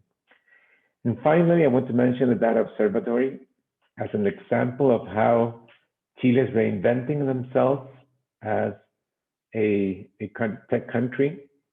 Data Observatory is public-private entity that was created to process and accumulate, store, and make available all the data of the star observation and the satellite observation in the north of Chile. And it's interesting because people in the beginning tend to perceive that this was a project for astrophysics to understand the universe, but basically is a cornerstone of the government's artificial intelligence policy, where that observatory is going to be not only disclosing this information, but also creating data sets. So universities and Chilean citizens and any citizen in the world would be in a position to train machine learning algorithms, having tons of data. So with all this data, I think every night they process the same data as Google and their servers. I mean, it's astronomical. So this could basically help companies in Chile have a good resource for data sets to train machine learning and investigate in data science. So that's something very interesting. I thought it was worth mentioning. And yeah, there might be a number of other tips. I'll be happy to answer questions, but this is the main aspects I want to share with you tonight. And thank you for your patience.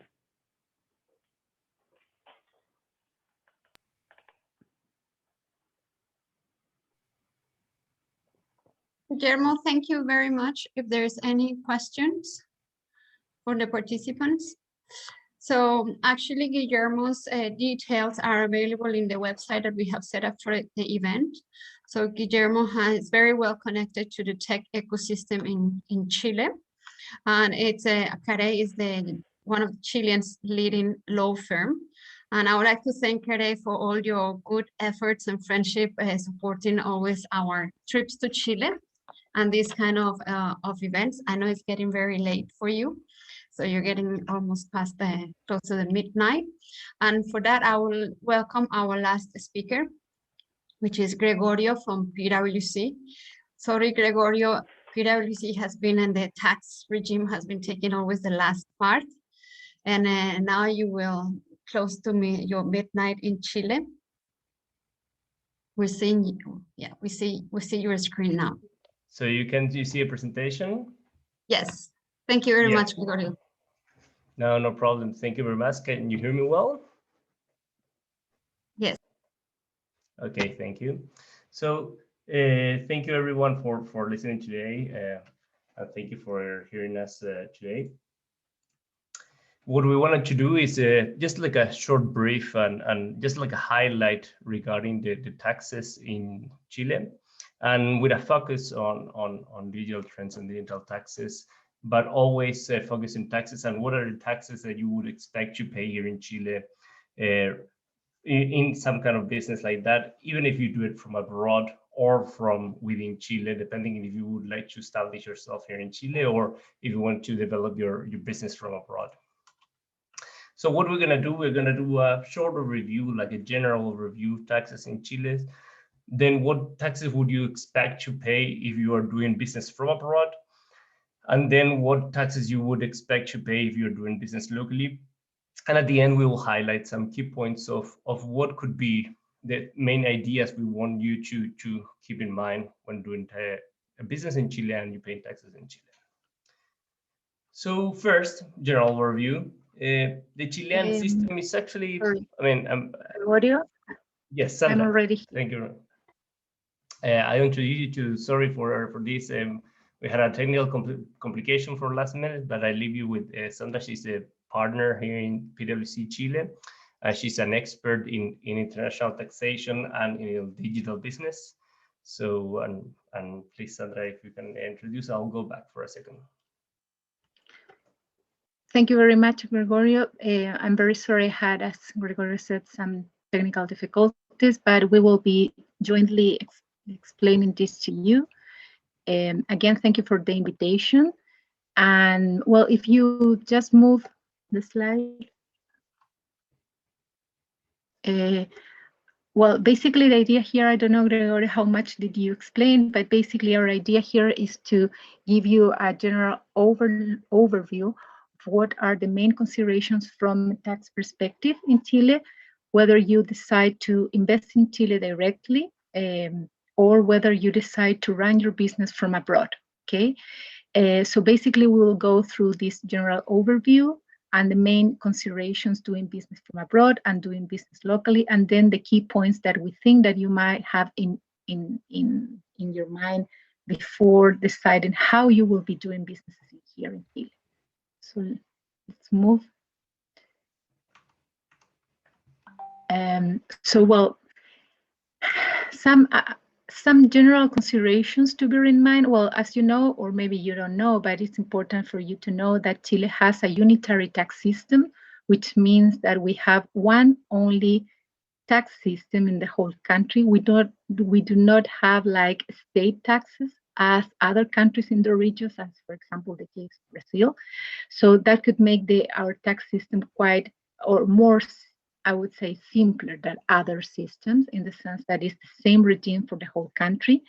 We have also, I would say, a few taxes in comparison also to other countries in the region. We do have income tax, basically that tax both at the local taxpayers, whether entities or individuals, as well as foreign taxpayers that derive Chilean source income. We do also have a VAT system, which is basically based on a credit debit mechanism. We do have a stamp tax, but a stamp tax in Chile is applied as a kind of tax on credit transactions, some credit transactions, and it's basically applicable once. It's different from other countries that have a kind of, I would say, transactions tax on any kind of transactions, okay? And we do also have a municipal tax that it depends on the tax equity of the companies, and it's basically different from the other taxes because it goes to the respective municipality. As you see, it's a quite simple, or I would say simple in basically in the amount of taxes in comparison again with other countries in the regions. Regarding the legislation, regulations, and justice from a tax perspective, just to bear in mind that we do have a tax authority that is the Chilean Internal Revenue Services, which is, I would say, a very proactive, very technological, and very well-respected authority here in Chile. So taxpayers really do care about the Chilean IRS officials, the Chilean IRS assessment, as well as the Chilean IRS pronouncement and jurisprudence. Indeed, the tax legislation basically in Chile is basically defined by, on the one hand, the tax provisions, whether in the tax code, in the Chilean income tax law, in the VAT law, but also the criteria and the constructions made by the Chilean IRS issued through their different rulings, resolutions, or circular letters, okay?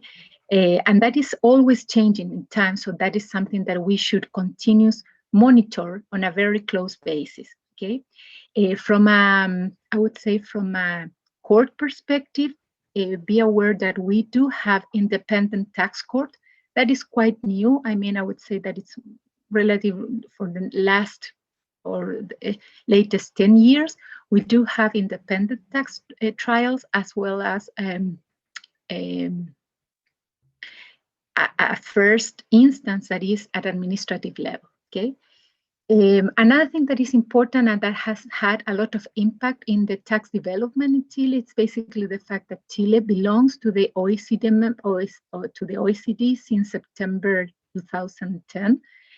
Accordingly, Chile follows the OECD guidelines in what respect to tax matter, in particular the conventions as well as the MLI. Indeed, Chile is one of the signatories of the MLI, that is the multilateral agreement, okay? And we do have a very broad and extensive network of double tax treaties, yeah. And if you see them, if we move to the next slide, you will see the main, you will see the list of all the tax treaties that we do have, which you see that we have treaties with different countries in different regions within Latin America, Europe. Unfortunately, we do not have a double tax treaty or double tax agreement signed yet with Singapore. Okay, but if you see and if you compare with other Latin American countries, you will realize that we are very active in this area, and indeed we are very active in the OECD arena. Okay, indeed, with the Latin American countries, I would say that we are probably the country that has the most extensive network of double tax treaty. For example, as we do have a treaty with Argentina, Brazil, Colombia, Ecuador, Mexico, Paraguay, Peru, and Uruguay. And that is quite relevant because in such a way, it's a very relevant element to configure Chile as a very good hub if you decide to perform your investment in other countries through our country. Regarding what happens if you do business from abroad? I mean, if you are thinking about doing business in our country and then you decide not to incorporate an entity in Chile, but you decide basically to perform or to carry out your business from abroad, Chile, you have to bear in mind that we do have a withholding tax. It's an income tax on all the income that is derived from Chilean source, okay, that is being paid from Chile. The general rate is 35%. It normally works as a withholding tax, but then you can have lower rates depending on the nature of the payment that is made to abroad. For example, if we're talking about technical services, it's 15%. The same thing with technical works, royalties 30%, 15% in the case of software, sorry. And in some cases, it could also be even 0%, for example, in the case of software standard. And in the case that there is a double tax treaty in place, it could be also lower than that. From a compliance point of view, this tax, we call it additional tax. Okay, sometimes foreigners mix up the names because it sounds like it's additional, like additional to something. No, but that is basically the name of the tax. In Spanish would be impuesto adicional, okay? And it works through a withholding mechanism that it has to be paid and declared basically in the following month following the one in which the payment was made to abroad, okay? The taxpayer of this tax is basically the foreigner, but as it works through this withholding mechanism, the Chilean payer, or I mean the payer that is resident in Chile, is the one that is obliged to make the corresponding withholding. So then we can move to the next step slide. Yep, we can just. Okay. I don't know, Gregory, if you want to explain the withholding tax and the recent developments, taking into consideration all the changes that we have seen, in particular in the digital service area. Yes. So in fact, there was quite a development regarding withholding tax and taxes in general for payments to abroad. So our system, in fact, was not really prepared for a digital age. So we do have like a catalog of payments to abroad that are subject to tax, and all of the new types of doing business that were becoming more and more relevant were not considered originally in this list. So then, for example, video games business, there was quite a discussion if this should be considered as a software. And we know already from what Sandra said that standard software has a 0% rate, or if it should be considered like an entertainment service. And actually, we did not have a law change to clarify this, but it was the Chilean IRS through a ruling who established that, in their opinion, video games are to be considered a service, right? And take them out of the standard software 0% withholding tax benefit. Together with that, they also commented that advertisement provided through a software. So there was this question where a client could use a software to choose and manage the advertisement was to be considered actually a service and not the use of software. Again, considering as a general service with a 35% withholding rate instead of 0% for standard software. These are just rulings from the recent years.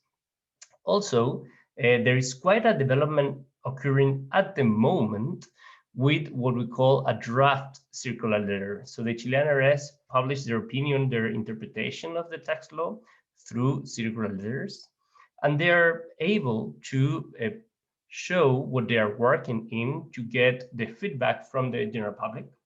And in one of these drafts they're working in, they are considering to take the position to treat software as a service, infrastructure as a service, and platform as a service as software, right? When they were before considered as either service or software, depending on the situation, and it actually was a bit of an uncertainty from the service providers. Now, this would be considered software, what would open the door for it to enjoy the standard software tax treatment, 0% withholding tax. Quite interesting. And finally, there was a ruling that was published from the Chilean IRS that they have considered a possible structuring of a business with licenses where there would be no payment of withholding tax to abroad, but at the same time, no payment of VAT. And this is a ruling that was published last year, and it was happily received, but still it's a point of contention. But it opened the door for a structure where you could have a local distributor who would pay to abroad with no withholding tax and who would resell the licenses locally with no VAT. Quite interesting, and to have in mind if you are considering making a business into Chile from abroad. Finally, regarding what regards to income tax, when you're doing a business from abroad, it's always relevant to consider permanent establishment risk. If there is to be a presence in Chile, there could be a permanent establishment risk. If there is no presence in Chile, well, the risk is nil. And if there is presence, you always need to consider like a double analysis in case you are in the frame of a double tax treaty. So we do have to consider the definition of permanent establishment for the double tax treaty and also the local rules to determine if Chile can levy that income and which tax will apply to that income.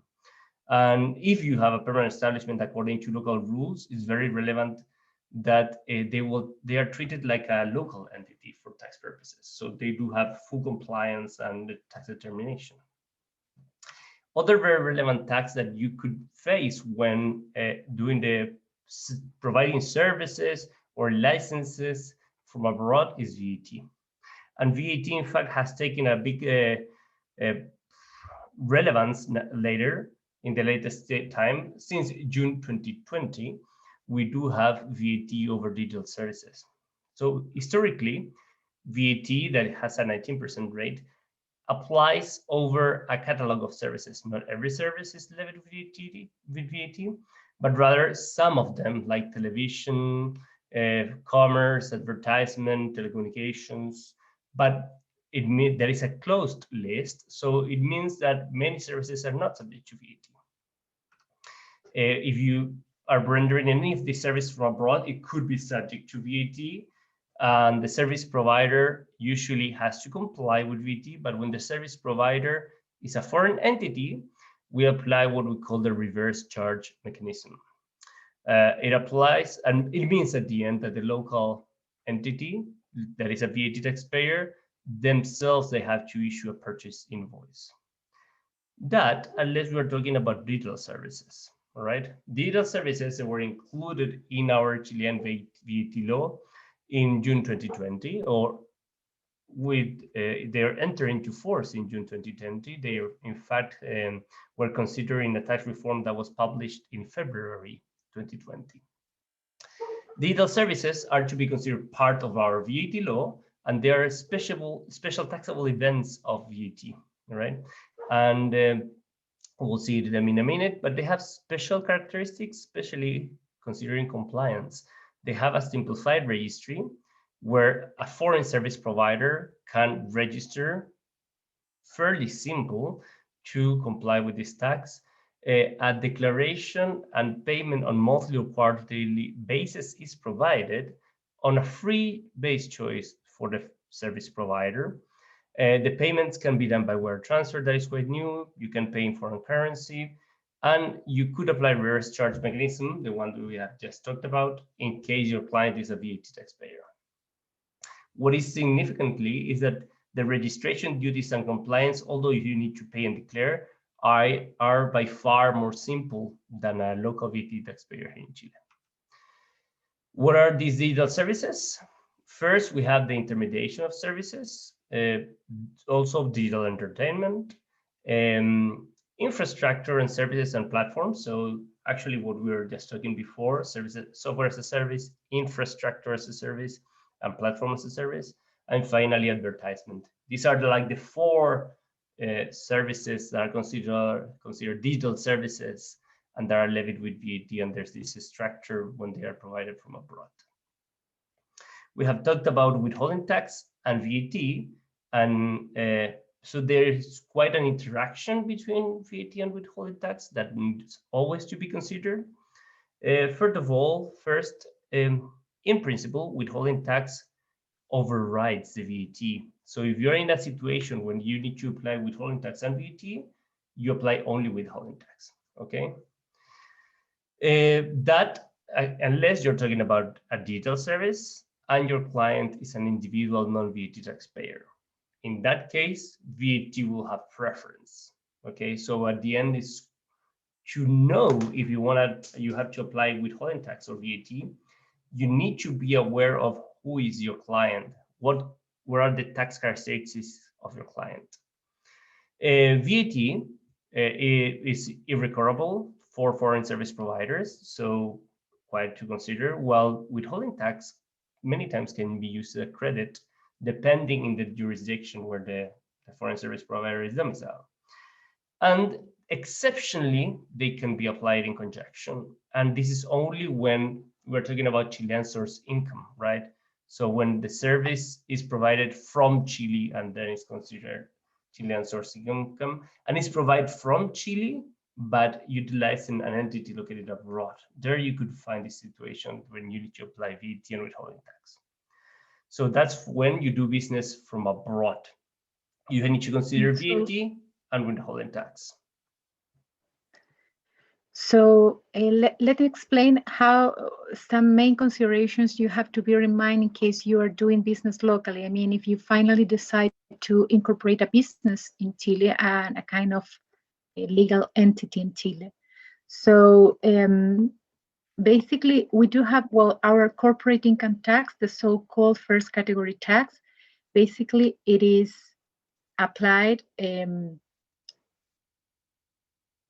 It is applied at a 27% rate, and it's basically applied on the net taxable income determined at the corporate level. Okay, what is important and maybe one of the main features of the Chilean tax income system is the fact that we do have an integrated system, which means that these profits that are taxable at the level of the operative company will be taxed only once in Chile, okay, at the level of the corporate level.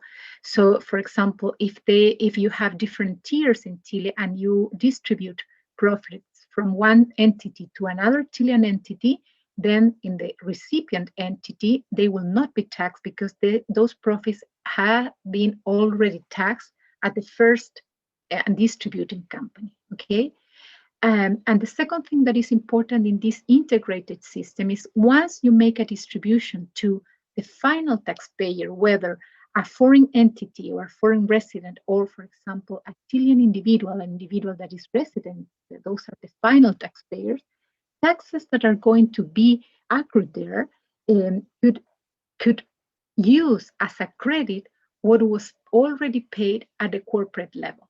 So at the end, what is taxed in Chile is basically the flow of the profits. And the idea here is to avoid an economic double taxation. So basically, what is paid at the corporate level can be used as a credit against the final taxes final taxes that are due, whether when these profits are being distributed to an individual that is resident in Chile, or when these profits are being distributed to a foreigner or a resident abroad, okay? And that is what we call the additional tax that is applied as a withholding tax, but then you can use as a credit and you can deduct what was already paid on those dividends, okay? That is something very particular in the cases of Chile. Dividends distributions are subject to a 35% withholding tax, and then as you can use as a credit what was paid at the corporate level, the total tax will continue to be this 35%, okay? If there is no double tax treaty, as in the case of, for example, Singapore, due to a law, our domestic law, there is a limitation on the amount of credits that can be used against that final tax, this 35%. So you will have a 35% withholding tax, but you are not going to be allowed to use as a credit the full amount of what was paid at the corporate level. You can only use a 65% of that. So that will mean that at the end, when you make a distribution, the total tax that is going to be borne in Chile will be 44.45%. So in a nutshell, we do have in Chile an integrated system with a corporate tax that is applied at a 27% rate. Dividends distributions are subject to a 35%. And if there is no withholding tax, you can use the 27% already paid as a credit, but not full, which means that at the end, your total tax burden in Chile will be 44.45%. So if we move to the next one, this corporate income tax is applicable on the net taxable income. That is basically your income minus cost minus expenses that is determined yearly. I mean, on an annual basis. The tax return must be filed normally within April. Okay, there are some exceptions in some cases where it can be filed within the first date of May. And one thing that is also relevant for you to know is that in Chile, there is a lot of information that is provided to the Chilean IRS through different sworn statements. So a lot of third parties are obliged to provide information about taxpayers through this sworn statement. And basically the Chilean IRS compile all that information, make cross-reference, and determine based on that their assessment programs, okay? So, and that is quite relevant. Everything is almost, it's basically digital, but it's quite relevant, as I said before.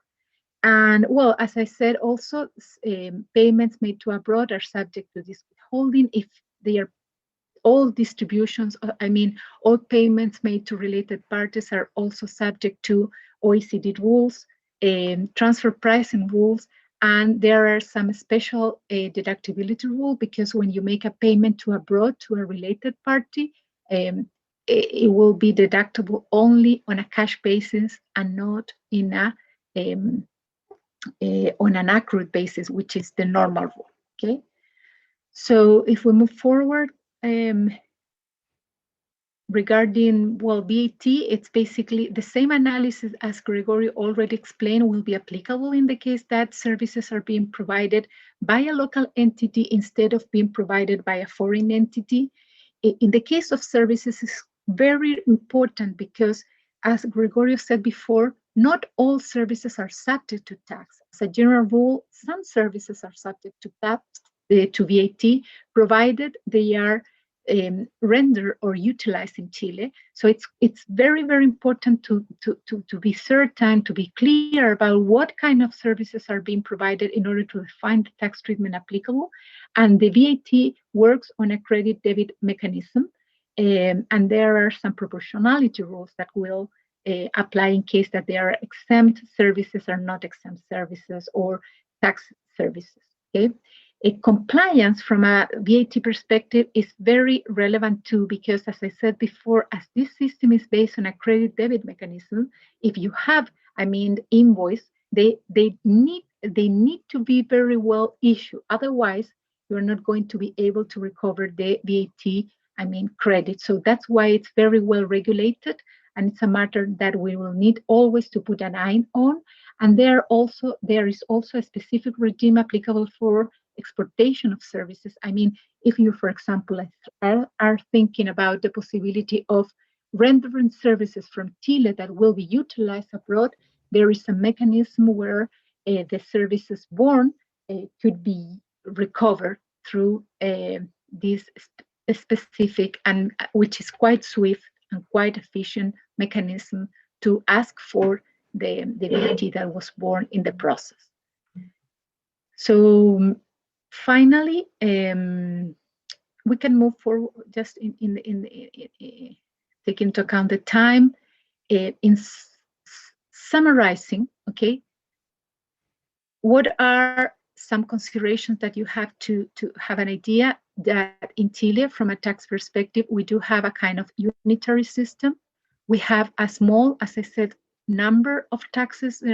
It's not the system is I would say this with some specific features, as I said before, in the case of an income tax system, that it is integrated with this credit mechanism and things like that. But the number of taxes that we do have in Chile they are very few if you in particular compare with other Latin American countries. We are a member of the OECD, which set forth the standards that we follow, and we are very active indeed in the OECD. And we have a very broad double tax agreement network, in particular within the region, which makes Chile a very interesting place to establish the hub if you decide to do so for other Latin American countries. In the case that you decide of doing business from abroad, we do have a withholding tax. Rates may vary depending on the nature of the service, on the nature of the payment, but the general rate is 35% withholding tax, but that is the maximum. It could be reduced. And we do have a VAT of 19% if you buy and sell goods, and in the case of services, it depends on the kind of service. And if you and one thing that is important is that there's always the risk of having a permanent establishment in Chile if that activity that you develop from abroad has some certain level of substance in Chile, okay? And if that is the case, the tax treatment is quite similar of having a company being incorporated in Chile. Therefore, that is something that you will need to look into because it's not necessarily more convenient. On the other hand, if you decide to do business locally in Chile, it is always good to have a look if we do have a double tax treaty or not. In the case, as I said, of Singapore, we do not have, but that is something, again, there are some alternatives that we can look into. In particular, focus should be placed into the related party transactions because, as I said, for example, there are some restrictions and limitations in the case of deductibility, and also the treatment on VAT, which is also something that you will have to bear in mind, in particular in relation to income taxes, and in particular in the case that you provide digital service or services related to technology. Okay, so I would say that those are the main features of the Chilean income tax system, the Chilean tax system, whether income or VAT, and happy to assist you on whatever that you need, or if you have any doubt or whatever, Angela, just let us know. We will glad to continue to assist you. Sandra, Gregorio, thank you very much. Here we have echo. Thank you very much for the presentation and the explanation. I think it was very clear mainly for the companies that are looking to provide services in Chile. We will share your contact. I see that they are on the presentation. And if there's any question, they will go back to you. So it's midnight for you.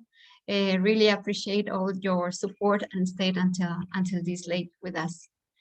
And if there's any questions to the participants, please send it to us. Please send it to email, and we will get back to the panelists for the answer.